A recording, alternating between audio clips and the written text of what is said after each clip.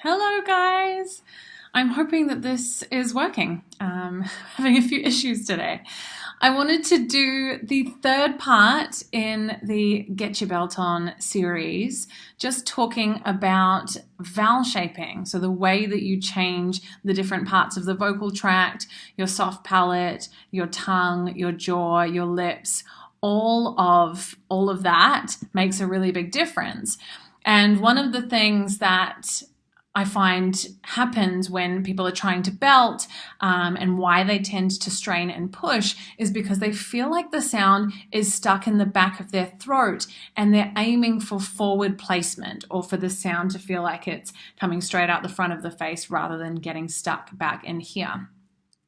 And there are a lot of factors that play into placement, but I find that people want to problem solve the placement, but it's the result. It's not actually the things that we should be problem solving. So one of the main culprits is the breath, which we covered in the last live. So hopefully you watched that. But the other one is the soft palate. So a lot of singers are taught to lift the soft palate, and lifting the soft palate is a really great idea because otherwise you sound a little bit like a munchkin. So if I do something with my soft palate lowered, kind of had it all, you get a lovely sound like that. But I find that most singers are not singing with a lowered soft palate. They're singing with a lifted soft palate because that's the way that they would naturally speak a lot of the time. And so then when they're told to lift the soft palate further, they actually lift the soft palate and the behind the soft palate, and they lift it too much. And so they get this really yawny, stretchy feeling, and that causes the sound to move back further inside the mouth. So when you're belting, it's just best to ask yourself what tone you're after and how that's going to affect what you do with the vocal tract. So we can have a little bit more of an open space back there. If I do a demonstration on just a word that I was doing actually with a student earlier in the song Gravity by Sarah Bareilles. So the end sort of climax of the bridge is down. So if I really lift my soft palate, if I get a real stretch going that way, a lot of people are taught to yawn to lift the soft palate. If I do that, down,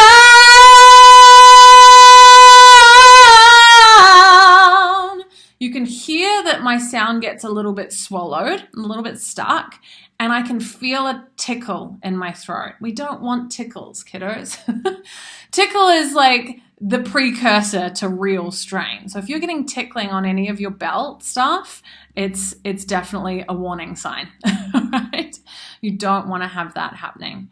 Hi to those of you that are live. I've just sort of switched back over. I'm trying to keep an eye on my notes so that I don't go too long, so if I have the soft palate in a slightly lower position and I don't stretch all the way through the back of my mouth, it's a little bit closer to the way that I would actually say the word down. We get down,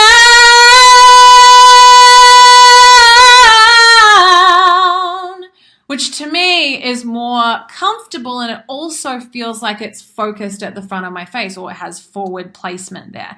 So if you're worried about the whole forward placement thing, definitely have a look at how you're using your soft palate. But I will say that you don't have to sing with forward placement necessarily. So you can have a warmer, slightly more muted sound. So this is why it's so important that you make the choice beforehand as to what you want it to sound like. Because the next piece of the puzzle is tongue position and vowel modification.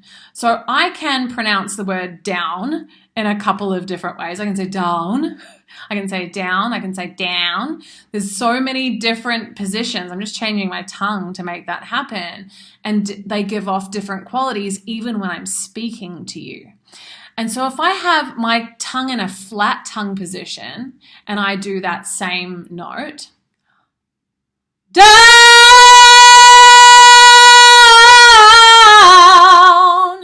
we get a very different color than if I put my tongue in a slightly higher position. Down,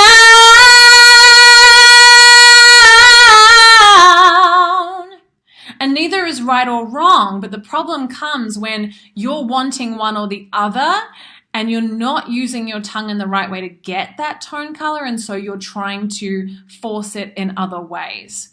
So I just wanted to quickly jump in here and let you know that this is a factor, both the soft palate and how you're shaping the back of it, how much space you create. There's so many singers that are saying, oh, I need to be more open, I need to have more space. Not necessarily. Maybe you have too much space, and maybe you actually want a sound that isn't quite as round as you were doing before. And then those of you that are really paranoid about forward placement, is that actually the quality that you're after? If you're wanting to sing a ballad, often it's kind of nice to have the sound resonating, not stuck back here, but inside the mouth.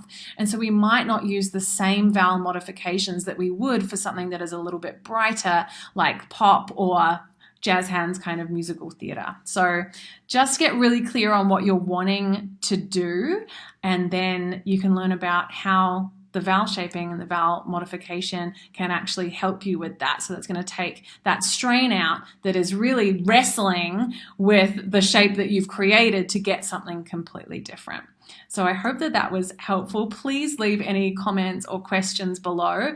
I hope that you're enjoying this series. I'm really enjoying bringing it to you. We've got 2 more pieces of the puzzle, and this is all just to kind of give you a taster. I am creating what you might have seen on Facebook, a program that's going to run across 5 weeks to actually help you put this into practice and give you tools and techniques and ways of thinking about it and exercises to play with to actually make this happen in your own voice. So I hope that you're excited about that.